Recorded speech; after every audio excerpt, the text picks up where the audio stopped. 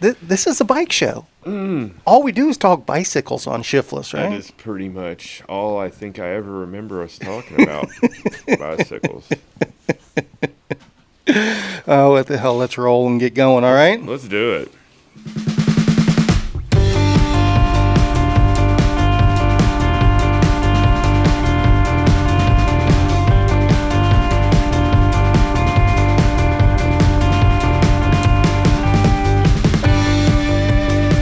Greetings and salutations to all. Lucky. Bong, bong, bong, Lucky. bong. Lucky's tail Mind your tail, buddy. Mind your tail. is wrapping away on Brad's, Improvised microphone stand. I was going to say gourmet mic stand, but okay, improvised is one way to say it. Yes. I didn't recognize Lucky when I drove up. He's lost weight. Hey. I don't think so. Okay. Hey, I mean, you know, him and Luna, their weight fluctuates a little bit. You know, they'll balloon up a little bit, and then they'll get like down to fighting weight. Okay. It's all about cutting and bulking. Oh, You know? okay. But So, since all we're talking about is bicycles, so, I mean, why does your dog's weight fluctuate? Is that based on, do they get more people food from time to time, or do they just get more exercise, or what's going on there? it really depends on the weather. You know, Lucky, your tail is out of control.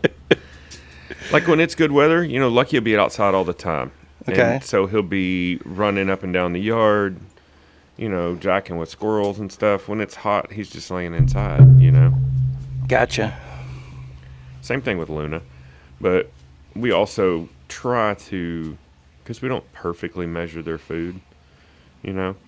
But when Luna starts getting a little thick, then we cut back on his food. Cut back a touch. Just a little bit, you know. So I'm gonna try to move this to where I can do everything. Can you mute me for just a second? You are muted. And while Brad's adjusting and moving from right to left or whatever he needs to do to make the adjustments work, just a quick reminder, if you have thoughts, comments, or concerns and want to reach out to us and touch us, so to speak, shiftlesslive@gmail.com. And I had an idea, and I will sponsor this. Oh, okay. I was talking to my buddy Shannon, who said I can't say his name anymore without giving him royalties. Yeah, y'all gonna have to work that out. That's not on me. No, but I was thinking, why don't we tell people to submit a question, and if we read their question, if we discuss their question online, I'll send them a sticker. So if they include their mailing address, if we read their letter, I'll send them a sticker. Yeah, that's your marketing expense right there. I'll sponsor it. I'm on board. I'm on board. Okay. So, yeah, shiftlesslive@gmail.com. Shiftlesslive@gmail.com. Be sure to include your mailing address If you want a sticker. if you're wanting a sticker and a handwritten thank you note from Brad. Yeah. Thanks. Oh, so what is new in the world of bicycles for Brad? Not much. Rode TNSS like last night. What a shock. Yeah. That's a surprise. It was a good group. Okay. A lot of people I hadn't seen in quite some time. It's amazing when the weather breaks. When the weather makes that left turn. Yeah. Yeah, it was nice. It was, like I was telling you just a minute ago, though, it was humid, but the temperature was really nice. Trail was in better shape. It had not had as much rain as we've had out here, which is weird because it's only 10 miles as the crow flies. But yeah, the rain we've had this week has been scattered is an understatement. Yeah, very fair. We're supposed to have rain this evening as well, but I think tomorrow is the day. Tomorrow's supposed to be the bigger day. Which still won't be much, but at one point they were calling for over an inch on Thursday, and I was like, yeah, I'll believe it when I see it. I mean, it can go both ways. Yeah. It can. We'll see. Yeah. We'll see. I'll take every bit we can get. That's what I was just about to say. I'll take 1/10 of an inch of rain. Yeah, this has been painfully dry this summer. Yeah. It's nice to just see moist leaves on the ground. I'm assuming it's not enough. treat. It hasn't been enough rain this week to really have any impact on North Shore yet. No, it's still sandy. The sand was slightly improved. I mean, Understood. Like ever so slightly. Just the humidity putting a little bit of crunch on the top. Yeah. Good. I mean, trail's in good shape. There's oddly enough, there was a couple of wet spots. I don't know if it was runoff from somebody's yard or what, but either way, good group, good crew, good hang afterwards. Did you notice that I think our shiftless information does get out to a few people, at least 2 or 3 anyway. But shortly after we published this week's episode, which had us discussing single-speed Texas last week, but it was released this week, like within 2 hours of that, they start posting single-speed Texas. So Yeah, I'm really sad I'm not going to make that. So that is not Spinistry Palooza weekend. No. It's the fall, and and that's why we had actually adjusted. That was the original Spinistry Palooza weekend, but Yeah. to accommodate you, Yeah, I had a commitment. you've got a commitment I have that a weekend. catering commitment, Okay. yeah. I mean, if my catering commitment cancels, I'll be there. So Understood. I'm debating it right now. I am so all over the place. if you don't have anything on your schedule, you should totally go. It's going to be a spectacle at the very bare minimum. Possibly, I don't know. I Yeah. mean, I need to be in bicycle shape to enjoy it.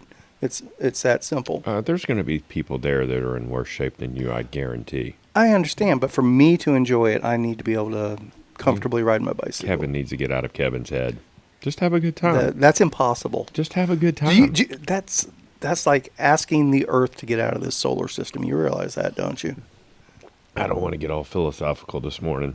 It's a little too early. Let's talk about bicycles. I saw that Revel does this every year. And that R Plus does have a UDH. I looked at the specs last night just to confirm. That picture may not have. It may have been an old picture Yeah. with the Y bicycle, but yeah, it does have a UDH. Go ahead. I'm sorry. No, Revel bikes. Revel Bikes, I think they do this twice a year.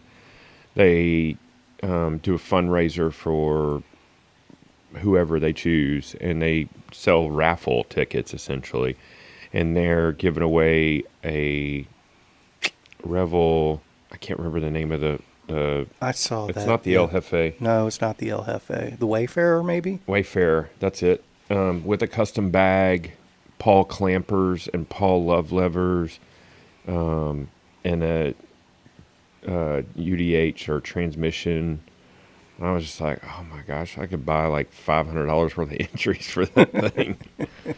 But then I went to look for it later and I couldn't find it. So now that I've talked about it, maybe my phone's listening and it'll show back up. Yeah, good chance of it. And that was a Revel giveaway specifically. I thought it was something else that was giving away a Revel bike, but I may have been wrong. Yeah, you may be right. I'm not sure. I just saw the giveaway and I was busy doing 5 other things. And then I was kind of the same way. I saw it flit up there. I glanced at it. It's like, that's interesting. Maybe I'll check that out another time. But my first impressions were it was somebody else's and maybe it is fundraiser, but I'm not positive of that. I could be wrong. There's a lot of that going on these days where Yeah. there's some really cool bike giveaways and stuff like that with fantastic builds and kits. But I'm sure Revel or the other giveaways, the bike manufacturers involved, they're doing their part to support the cause either way. So definitely to be applauded. My brain is running slow this morning. Mine is too. That's why I said I needed the coffee. I think I need some espresso. something need a jolt. You need to get out of bed early is what you need to do. That worked so well for you I last got out week. of bed at a decent hour this morning. I'm still a slow mover in the morning. I don't motivate quickly in the morning. I was looking. I was realized last night that I'm still not up to all these so-called standards of mountain bikes because Tyler Hancock had a takeoff Grupo from his Specialized Epic, and it was a XO component group, and I was going to purchase it from him, but then I looked at the cassette and I was like, I don't think this cassette works with my business. I think it's for an XD driver, and mine doesn't have an XD driver. My wheel doesn't. And he was like, no, well, because the cassette that I bought that goes with because he upgraded to the transmission. Okay. He said, well, the cassette that I bought is like an old school cassette. It's all slides on, and it's got a lock ring. And I'm just like, but then how did this cassette come off? And I quickly realized, like, we talked about standards are always changing and everything. XD driver is something that I know nothing about. You're talking Greek to me. I have no idea what you're talking about. So a free hub body. Yeah. You know, there's a couple of different free hub bodies. There was the Hyperglide, the HG Shimano. Sure. No, I get that there used to be two. Yeah, Campy and Shimano. Yeah. You start going outside of that, it's like I can't keep up. Well, now there's like four. So at the minimum, I'm about to say, I think, well, and then you start to get into the 4A and the 4B, and the variations within the 4. Well, and then, so I think the HD came about, at least in my understanding, because instead of it threading on to the end, it threads on in the middle, and I think it's so you can run a multitude of cassettes on the same free hub body. Instead of, like, you know, when we went from 9-speed to 10-speed, you had to upgrade your free hub body, right, or wherever that transition happened. Right. I don't exactly recall.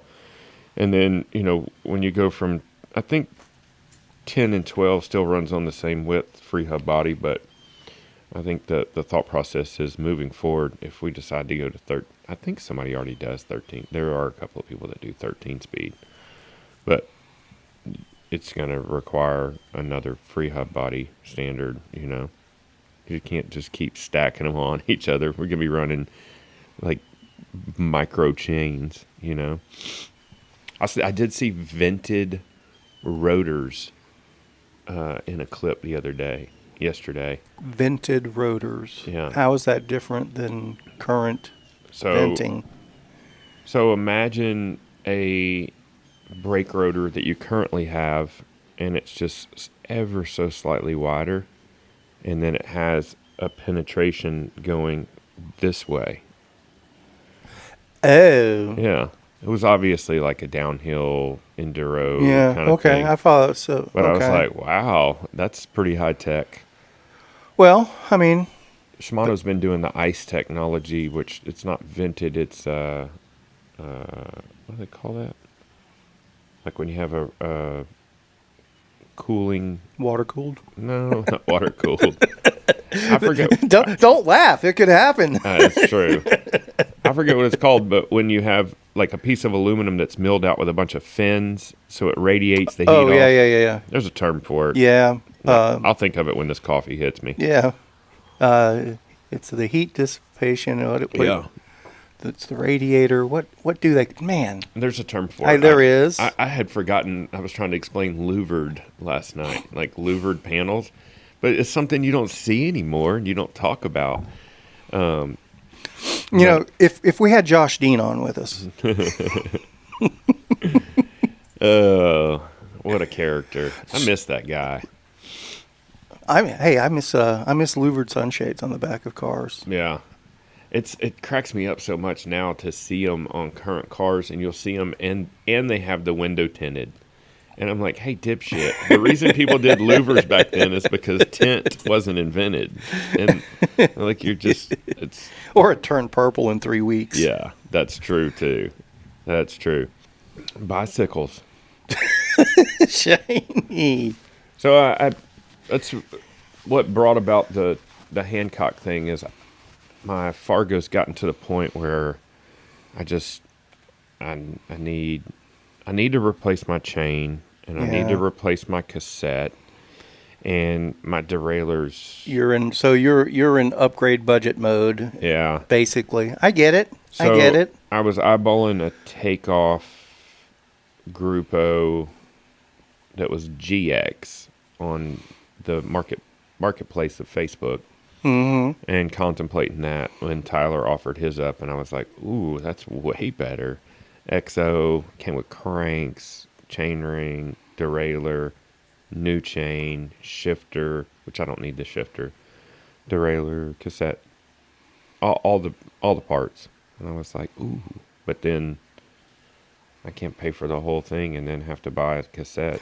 Cassette alone's, So I'm sorry. Walk me through this. Because again, Kevin's just not up to speed. I can't keep up. That's okay. I can get you there. Please do. So Maybe. this came off Tyler's Epic. So, and you're wanting to put it on a drop bar Fargo. So everything these days does bolt over flat bar to drop bar. So You said you didn't need the shifter. I don't need the shifter because I'm running a brifter, and my brifter brake lever shifter has a conversion ratio That takes it to 12. Okay. This one goes to 12, and so I can run a mountain bike derailleur on there.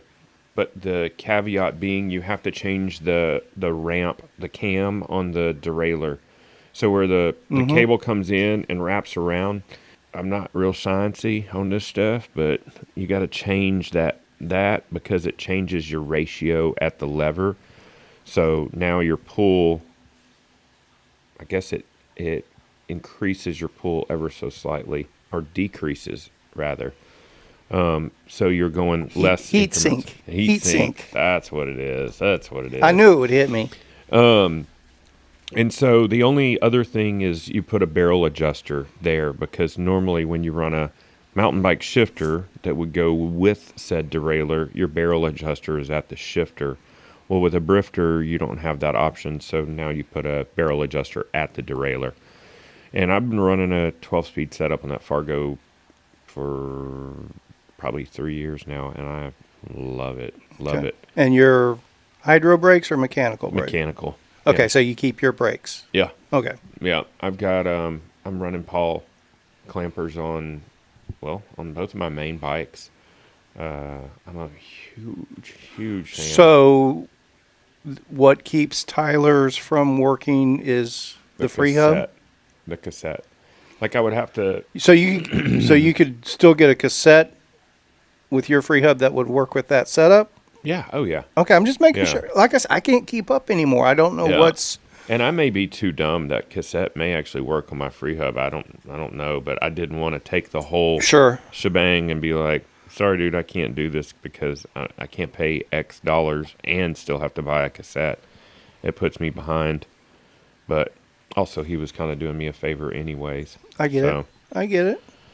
But I love my guys in the bike world. Bike people are just good people.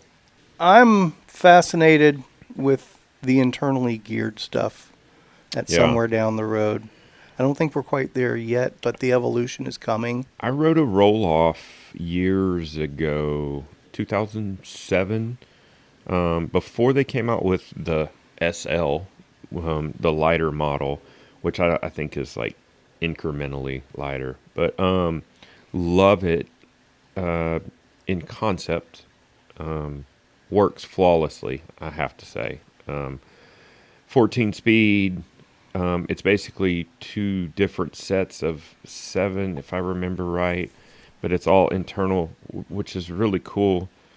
And you can shift it sitting still, which is also just crazy freaking cool. But you effectively have a single speed, so you don't have any moving parts externally. Yep. And say what you want about Germans, they make badass stuff, and that's made by Germans, and it's freaking bulletproof. Everything sits in an oil bath, and you don't have to. There's no service schedule until you hit I want to say 10,000 miles or something.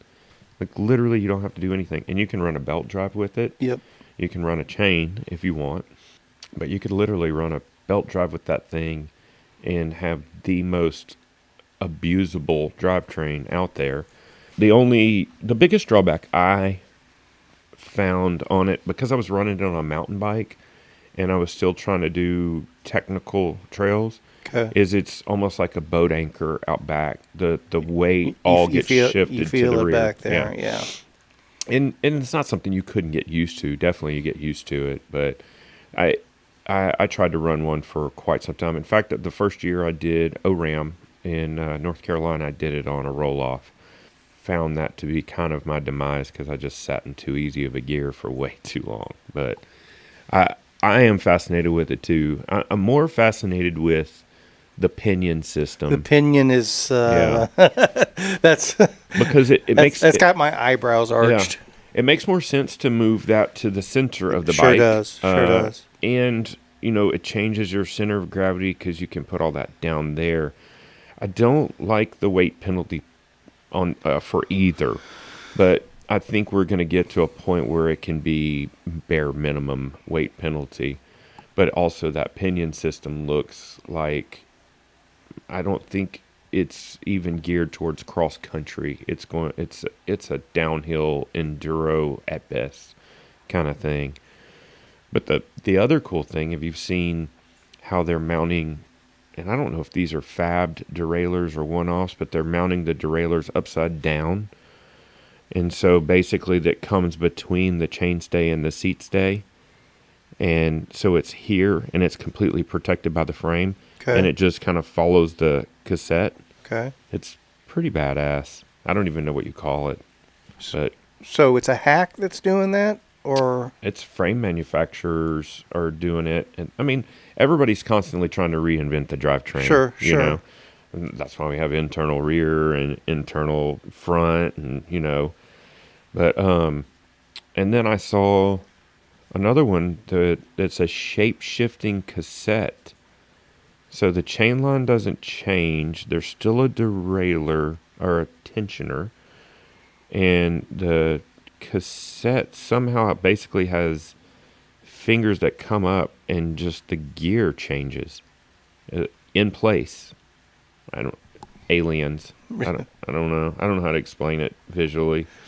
But the one I saw this morning, last night. mm-hmm. This is obviously a byproduct of the SRAM transmission Mm-hmm. And the UDH. I should really say the UDH. There's going to be a lot of answers to that. Well, now, yeah. So now it wasn't Paul, but somebody like that basically has a rear door hanger. Paragon Machine Works. Is it Paragon? Yeah, probably. With the milled titanium one. Mm-hmm. Yeah. And it's like, I get it. Makes all the sense in the world, because the problem with your regular hangers is they bend so easily because that's what they were supposed to do. But now everybody's, well, you really don't need that. Yeah.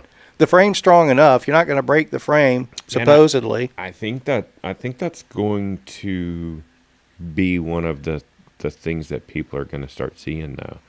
Well, that's what I'm saying. Yeah. Are we gonna see it swing that way now that people are going? Oh, we don't need these wiggly rear derailleur hangers. Yeah. And they're winch $800 derailleur. Well, see, I think a lot of people that haven't been in the bicycle game long enough don't understand that initially when derailleurs became a thing, the derailleur hanger was part of your frame, and so there were it was very rigid. Yeah. And so what would happen is your derailleur hanger would get bent or, worst case, broken, which would relegate your frame to a single speed at best. At best.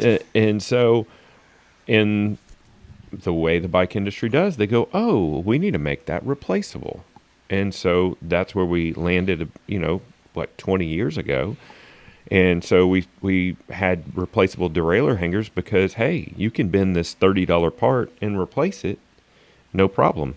And it doesn't F your frame completely. Right. And now we're going back and reverting, and we're going, hey, we don't even need that. We just hang it straight on the bike. And people have forgotten that there were many bike frames that got ruined because the derailleur hanger was integrated. I think we're going to see at least a bit of that, at least in the inception. Possibly. I think it is safe to say, though, with computer aided design now, where a lot of that in the past was, we think this will work. Right. We'll just machine this tab right here. Yeah. Give it to Johnny. Let him test ride it for 2,000 miles and Exactly. see how it works. Exactly. Yeah. I remember, I don't know who the bike manufacturer was, but Truman got a custom bike that he was doing some trip on. Man, I can't. Riding across the country. Yeah, he did a tour from, California to Texas? Something like that. Yeah. Something like that. And he had ordered a custom built bike, and he asked for some customization. Well, I think he wanted a disc fork from a guy that hadn't been doing disc forks. Oh, I remember this. I do remember this. Okay, carry on. And he takes the bike out, and the fork fails. Yeah. On one of his test rides. Yeah, I remember that. And Truman was pissed. That's the understatement of the century, right? I saw, speaking of Truman, Shannon posted a picture from a memory on Facebook. I guess it had to be 10 years ago. And they were at a brewery. They had done some kind of ramble or something. And it was a veritable who's who of old I was faces. there. But you weren't in that. Wasn't in any of the pictures. Yeah. Beach Nut Koshin, Chaos, Vic, yeah. Truman, Yeah. some friend of Andy's. Yeah. It was a very interesting day. We started it off the right way. Was that when Chaos almost got his ass kicked? There was drama that Yeah. day. Kevin left early to avoid the drama, so that might be part of why I'm not in the pictures either. No, that's fair. Our first stop was and how we even found this. It's Chaos, right? Yeah. I mean, he was a tour guide. I mean, If you look to your left, yeah, man. If you look to your left. I mean, we're literally going down this street out of downtown Fort Worth. Been one of those that's been gentrified now, so it's all the fancy condos and everything. Yeah. But back then it wasn't. We're going down the road, and Chaos looks over and goes, "I bet there's a beer there." It's like 9 o'clock in the morning. Yeah. What are you talking about? He's like, "I don't know, man. There's something about that house." And sure enough, there's this Mexican guy out front. Doesn't speak English. He's like setting out a table to sell tamales or something. I don't know. I honestly don't know. Yeah. It was pre-hours for this guy. Yeah. He was still setting up. He must have had some kind of sign or flag or something that Chaos knew what it meant or something. Yeah. I don't know. Chaos is worldly, bro. He is very worldly. Chaos is like cerveza. And the guy just walks us around back, and he's got a cash box. It's all under the table stuff. And then, and then Chaos and the guy went off further. Who knows? There's no telling. No telling. And, that was how we started that weekend. That doesn't sound like a bad start. It was a great start. I mean, there's a guilty pleasure of having a beer like when the sun is barely up, but it's not always a great thing. It was a long day in a good way. Not quite sure how that particular group came together. Vic is the liaison between that. What was the premise of that ride? Was it somebody's birthday? It was Andy's bachelor party. Oh, that's before he married Nikki. I just saw that and I was like, golly, I bet that was a fun day. When you have a solid buzz going 30 minutes in, it kind of lays the foundation. It's going to be a good day. I'm assuming you're familiar with the Meteor Cafe? Not? Okay. They've got one in... Meteor? Meteor. Okay. The Meteor, as in falling out of the sky, meteor. Not meteor, as in that's a lot of meat. Right. Meteor Cafe, there's one in Northwest Arkansas, and there's one in Austin. They have bike shops associated with them. Lots of the local cycling scene that latches onto them. And I've been to the one in Austin. Good food. Yeah. Pretty decent vibe. Haven't been to Northwest Arkansas yet, but evidently they just opened one in Dallas in the cultural district in some apartment complex or hotel. Or I didn't know if you were familiar with it or not. I've never even heard of it, honestly. Got a picture yesterday of the Lovett from Adam Phillips via our friend Aston. He was on the Lovett, and he said it was unrideable. There was so many downed trees. Okay. And I didn't know if that trail just doesn't get maintained or if they had a big storm. I think they had a big through. storm go through there. Did they? I think so. The picture he sent, like, you couldn't even tell you were looking at a trail. And I was like, I guess hopefully there was just a storm that came through and they just haven't had a chance to get it cleaned up. But I don't know what their volunteer staff is like up there. But I'd hate to see that trail just get covered up and forgotten. I don't think that's a possibility. No, I don't think that's what they're up against there. But it is highly kind of like the Colorado trails and stuff like that, where maybe there's one big effort a season sort of thing. Yeah. And then they're probably waiting for the weather to crack, just like we are. Nobody's doing big trail work days when it's 100 degrees. I'm sure that's a part of it. Yeah. And probably it didn't need to be done. I'm thinking there was a big storm that went through there, but I'm basing that solely on this one post I saw on one of the bike packing groups on Facebook. Some guy that was talking about he was going to go do his first bike packing trip, 1,000-mile trip that he had laid out, and he had a picture of his setup, and then he was going from Arkansas to Chicago and back in some roundabout way. And later in the thread, he started talking about, that got cut short quick, and basically a big storm blew through for 3 or 4 days, and everything just got flooded and washed out. So I'm assuming that was probably a factor in that. Was that this past weekend or? Yeah. I think that's when that guy was starting his trip, but I'm not positive. That makes sense. Although the trees that were down looked like they had been down a little bit because all the leaves were already brown. It wasn't like they just got blown over the week before or that week or anything. Or they could have been sick trees that... That's true, but there was quite a few of them. Understood. But remind me, the Lovett Trail, what's the general framework of that? Is that like the Womble where it's a national forest trail, or is it a private, is it an urban trail? Or I remember the name, but I don't... It's very Womble-esque. It's the Lake Ouachita Vista Trail. It goes from... So it's in the middle of the national forest sort of thing? I guess it is. There's parks. There's camping places at intervals along the trail, and I can't remember the name of the camping spots, but it goes from Shangri-La is the furthest east section, and then it goes all the way to the dam. I can't remember the name of the dam, but and I think if you ride the entirety of it, it's almost 50 miles. Okay. I can't rightly recall, but we've historically ridden from Shangri-La to Crystal Springs from an east to west direction.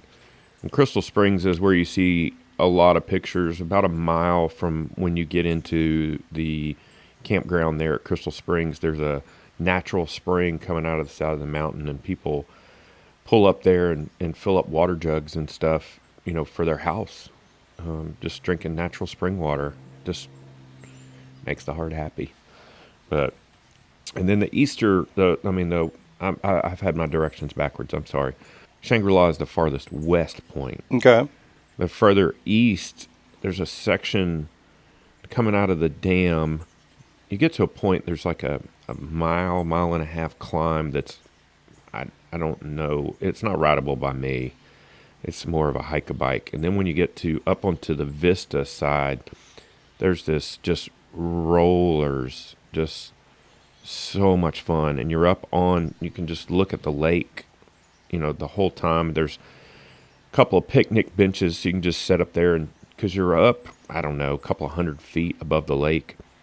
And there's just these single track still, but it's just rollers, and you can literally just boost your bike, and just, it's so much fun. We did it when we did Triple Crown. We did that direction, east to west on the Lovett, and hit that section. I'm talking fully loaded bikes, and I was airing my bike out. Just it's so much fun. We're just giggling and cutting up. Any idea what the weather's been like up in Arkansas this year compared to ours? I'm sure they've been commensurate with what we've been doing, like 100-degree days. One would think so. Yeah. One would think so.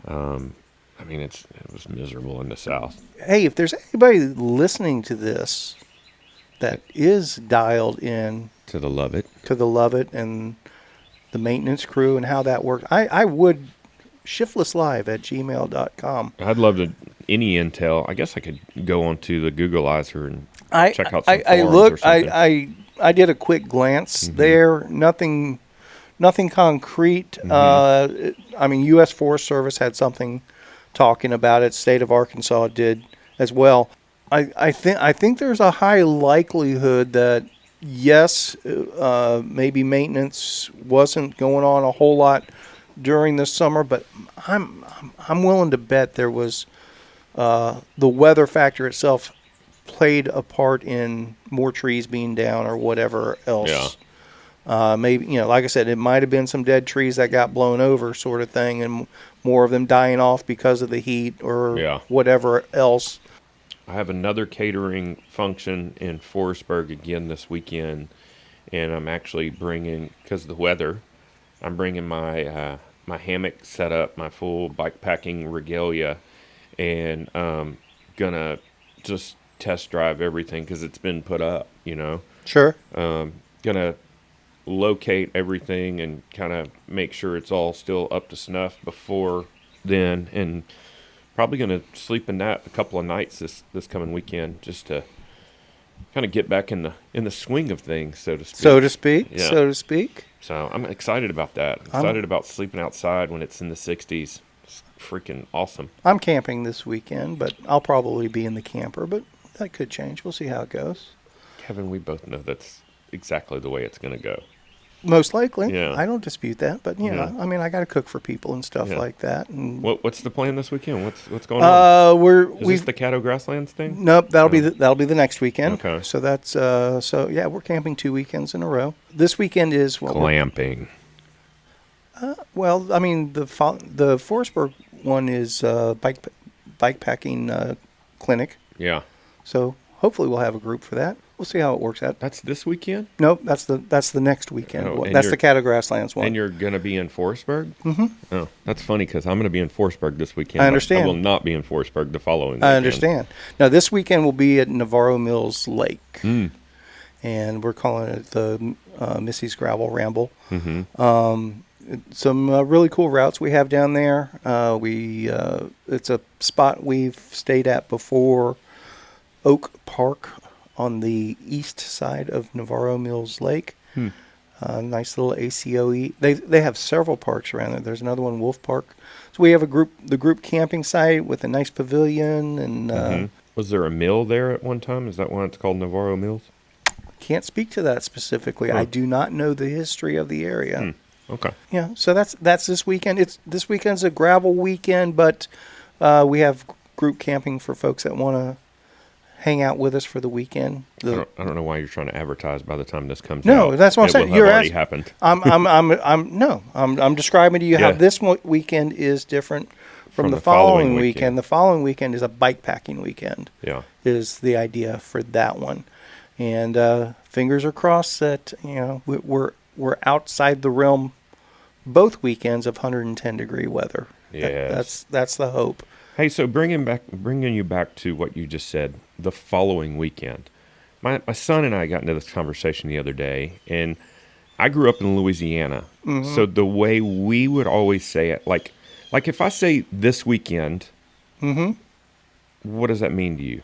The Saturday, this coming Saturday. This coming Saturday. And if I say next weekend, that's what I used to always say. Yeah. Would be the following weekend. Right. But that confuses. Not this coming weekend. No. But the next weekend. The next weekend. Right. Okay. That's what I used to always say as well. Yeah. And it confuses the hell out of people. Yeah. It was always like second nature for me. It was understood. This weekend and next weekend. Yeah. That was simple. Yeah. Gage and I went back and forth about this for a little bit. Not argumentative, just like confusion. Like, well, when you say next weekend, I think you mean this coming weekend. And I go, no, that's next weekend. Yes. This weekend is this weekend.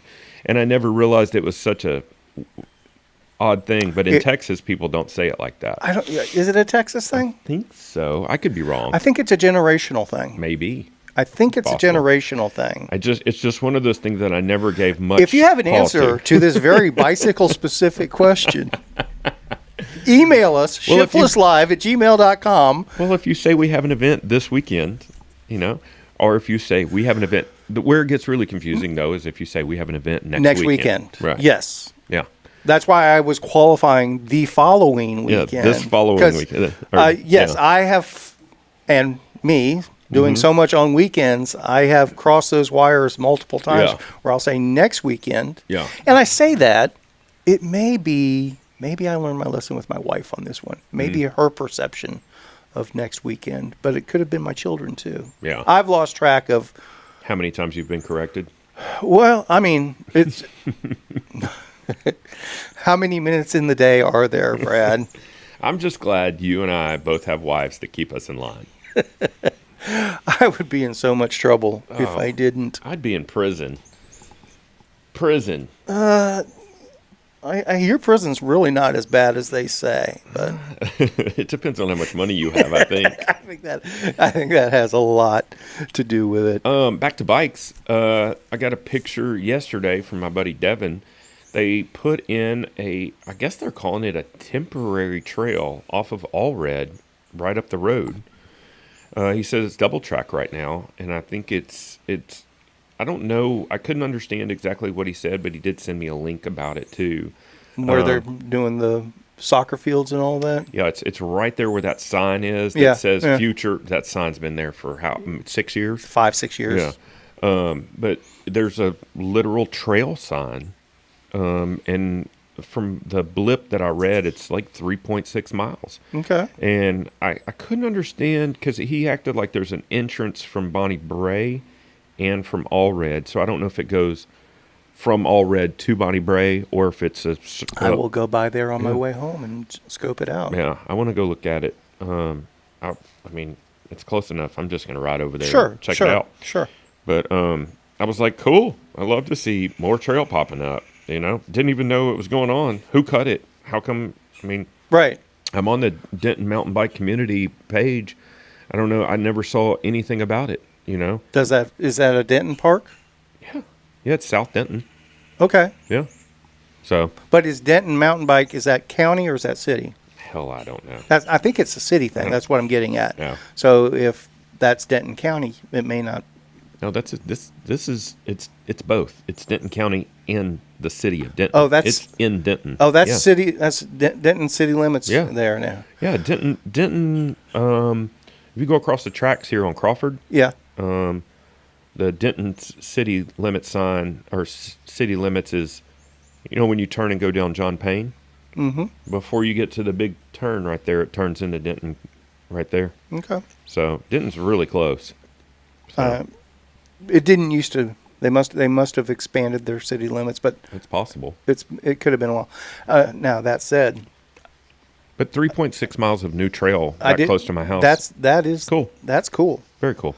More trail is better no matter how you cut it up. I think we've talked about it before. I've always said forever that there just needs to be some sort of trail in every zip code. Yeah. And it doesn't have to be a North Shore. Yeah. It doesn't have to be a Big Cedar. It doesn't have to be a Sansom Park. Just an Arbor Hills. Yeah. We're have been working with the city of Denton for years now. Just trying to establish more and more trail and even bike path and connecting bike path to trails. And so people, the idea is, I've got to sneeze. I'm sorry. Sorry, my allergies are just kicking my ass. But the idea is, if you live in a neighborhood, you should be able to ride your bike to a trail. Sure. That's Denton's really behind that, right? At the moment, that's kind of their thought process as well. Caleb has been way bigger spearhead on this whole project than I have, but I feel like I've been somewhat involved. We went and helped cut more trail over at South Lakes Park in Denton off of Hobson, where Unity Park is. Yeah, you know where it is, but there's a bunch of foot trail, and we've been riding mountain bikes through there for years now. But we were adding another, I want to say 3 or 4 miles worth of trail in there. We cut a bunch of it in before it got oppressively hot. And Denton, the city of Denton, really stepped up and helped, like, clear all the brush and provide a bunch of man hours and equipment and stuff. But we cut a bunch of trail in there, and it's coming together really good. I think we're going to get into phase 2, now that the weather's broken. I don't know what the plan is. They're not going to have the mileage markers every 10th of a mile there, are they? No. So Gary has been our point of contact, and I think we've all kind of bent his ear a little bit about that. I understand why they did it to some extent. I understand. It's excruciating. It's overkill. It is way overkill. But it's great from a beginner standpoint. I think a half a mile, every half mile Or makes even quarter mile. But a tenth of a mile is way too much. I mean, you could have spent more of your budget on the trail if you hadn't spent so much on mileage marker signs. But I know they did it from strictly. I mean, that is supposed to be a beginner trail, and I get it, but I find it excruciating. It's all good. But I love that trail the way it's developed now. I think I've already espoused about that. Yeah, and then I'll rehash it. I mean, that's why I said from the get-go, it's going to fill in nicely. Yeah, and it has. It's a whole nother trail now, a whole different trail feel, I should say. Have you ridden any of the new stuff? Last time I was there, I heard there's interior trail. There's some. I think it was like an extra 3/4 of a mile or something like. I don't know. I haven't. And I heard it's more technical. Is it? Well, okay. Air quotes. Air quotes. No, I haven't. I have not. I need to. Well, I hadn't been going up there because it's been 100 degrees. Exactly. So exactly. Now that it's in the 80s, I'm down to ride just about everything now. And my knees are feeling better too. That's good. Yeah. So this Denton crew that's doing all of this, what is it, Denton? What'd you call it? You had a label for Denton Mountain Bike Trail Community. I think that's what it's called. Okay. But, yeah. Is that a formal group, or is it just a bunch of like-minded chuckleheads getting together and meeting up to do any of that? Well, there's been a bunch of pieces and parts. So there was a master planning meeting that took place at Velo Republic, which is our home shop. And Caleb invited me, and I'm actually on the committee. And we met with the representative for Denton for Parks and Communities, Parks and Rec, and kind of he was saying, obviously there's a huge map, and we kind of highlighted areas, and he's just talking about where we're going to build trail and just input. And I was like, dude, there's so much trail that Denton already owns the land. We just need to change the designation. And I said, ideally there should be trail here. We just highlighted some areas and kind of steered them, because he's looking at it from a budgetary timeline kind of situation, and we're giving him intel about, this is a great area. There's already trail here. With minimum improvements, we could make it way better, and it would effectively cut your timeline in half, cut your resources and your budget. Right. And we could legalize some trail, essentially. Sure. But also expanding on existing trail like we're talking about, and then connecting trail. And it doesn't have to be trail to trail, but it can be path to trail or whatever. And so Denton's really gotten behind a lot of it, and much like every other, city, they're slow to move, but, they're definitely keeping on the forward path. So that's cool. It's been really cool to see. And we were in the middle of cutting trail, and I turned to Caleb and I go, It's weird being older and doing things the legal way. Like, we're actually here because we're supposed to be here cutting trail. I said, this is pretty cool. I said, I don't know why. I feel like I'm doing the right thing, you know? It's cool. I'm intrigued, and Yeah. I wasn't up to speed on this, so I would love to find out more about it and Yeah. can contribute however I'm able to. So the trail work itself, does that fall under? It's all announced on the Facebook page. I'm sure there's I'm not somewhere even, else. I'm not. Send me a link to the Facebook page so I can keep up, sort of Yeah. thing. So it's Denton itself that's coordinating all of that. So okay, so the volunteers It's are volunteering It's the city of Denton. to the city of Denton. Yeah. Their sweat equities. Yeah. And so forth. Okay. Yeah. And like I said, they've been very supportive and receptive. So it's not been like they at no point said, this is what we're doing, like it or don't. You know, it was very much a give take. Going back to the Denton mountain bike trail, the 10th of a mile marker trail, I saw from a roadie group something about the Hartley Field, Save Hartley Field or something like that benefit ride. Are you familiar with any of that? I don't know what's going on with Hartley Field Road. I really don't know. It's one of those, whenever I see those things, it's like I'm not saying I don't support their efforts. I would like to know the full picture, Yeah. sort of thing, before I go hog wild. Yes, let's rally behind. Yeah. It's probably something worth rallying behind, but without knowing the Yeah. context of it, I can't. I don't know what the proposed project for Hartley Field Road is. I've heard both sides of it. I've heard neither side, so enlighten me. So supposedly there's a big development going in, and some folks are saying all that mountain bike trail and the resource center is all going away. Clear Creek and all that? Yeah. Really? Some people say that, but other people, and I'm not going You can't fight developers. to They have way label way who's deeper involved, pockets. but other people are saying no, that was part of all of this getting done. Is we knew that development was coming, so all this other stuff is protected. I'm hearing both sides of it from credible sources on each side. So it's like, interesting. I would like to know the full story on that. We have such a great network of trails that are maintained really well. We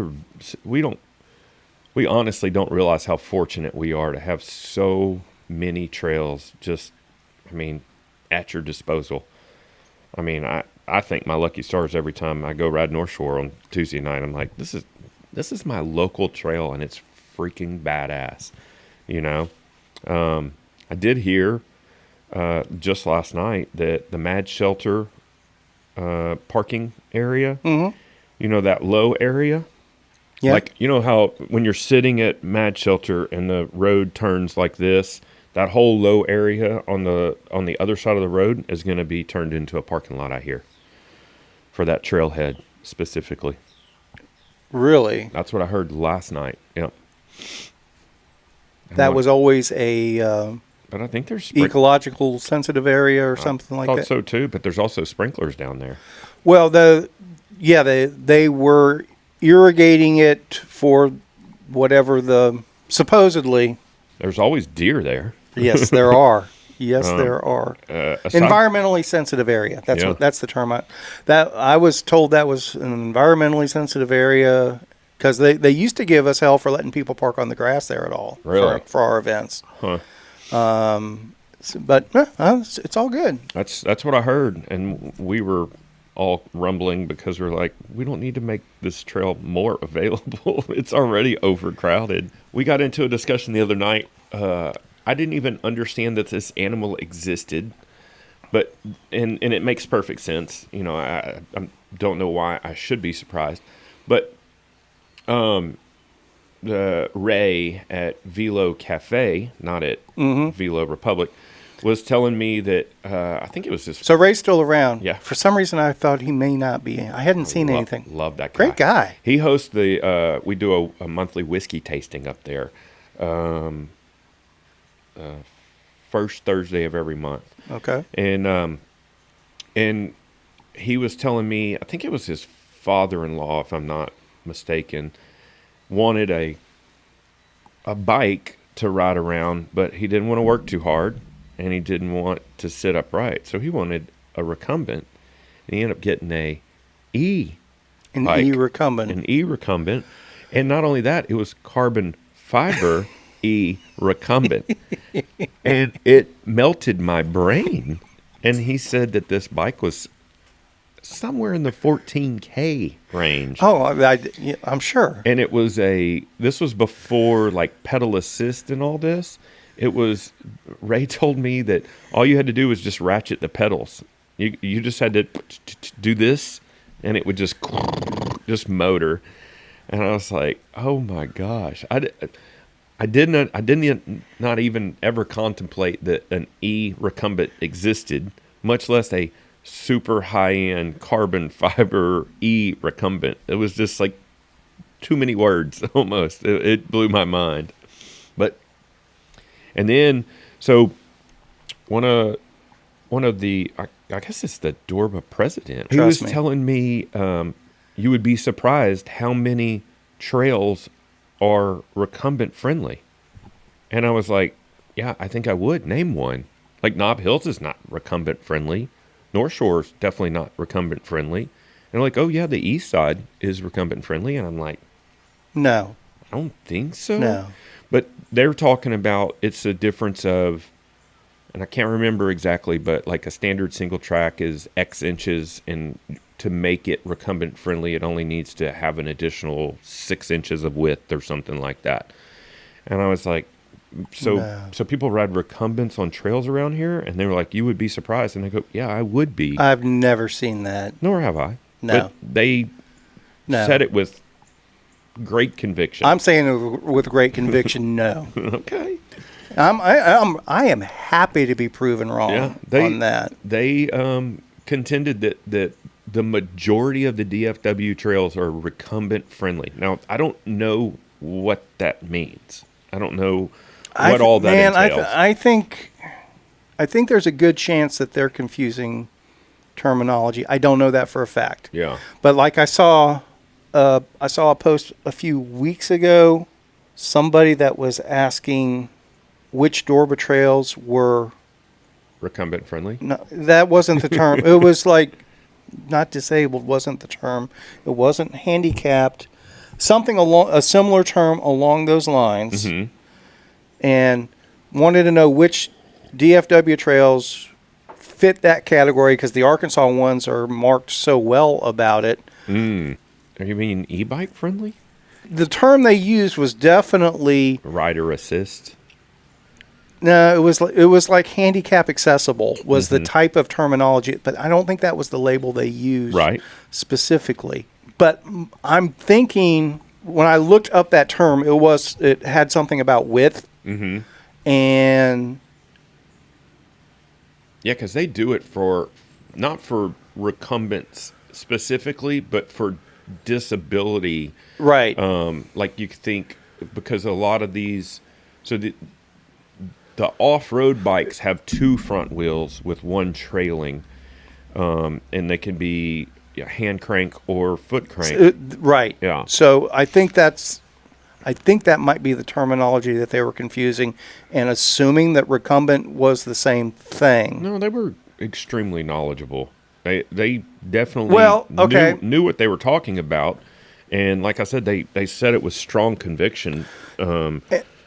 Well, and maybe we're mixing terminologies ourselves. Maybe and we should have them on the podcast. Possibly. Yeah. It might be worth I would be interested to get this nailed down. And maybe that type of bike is a recumbent bike. Yeah. For all intents and purposes, yeah. Yeah. So like a hand bike may be a recumbent bike sort of thing. I think recumbent, showing my ignorance, but I think recumbent means any bike that you're not sitting upright on. You know, anything that you're in a borderline prone position would be called a recumbent. I don't even know what the word recumbent means other than what it applies to. It's like reclined. Yeah. It's like reclined. Yeah. And that's what I'm saying. Maybe recumbent on single track is a specific designation versus what this e-bike recumbent that you were talking about, the traditional road recumbent. Maybe those are really two different animals, and to use that same term, it does get confused. Yeah. So maybe we do need to bring somebody on to Yeah. enlighten us, because you know what? We're idiots. Yeah, admittedly. But I've only ever heard the word recumbent associated with bicycles. I've never heard it as it pertains to anything else. So I'm sure it's not a bicycle specific term, but I've never heard it in association with anything else. So I think furniture. recumbent furniture? Like a chaise lounge is recumbent. I love a chaise lounge. Have you heard the song by Wet Leg called Chaise Lounge? I don't know what a wet leg is. Wet Leg is a Maybe band. I do.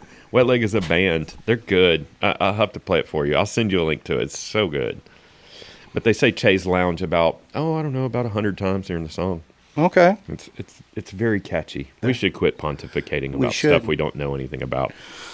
Or bring on somebody that can set us straight. Yeah. I know nothing. I bet Lorinda Putter could set us straight on I this. know little to nothing about recumbent bikes. Like I said, all the other than I just hated working on them as a mechanic, because everyone's completely different. Everyone I ever came in contact with was completely different, and they all had their own set of issues.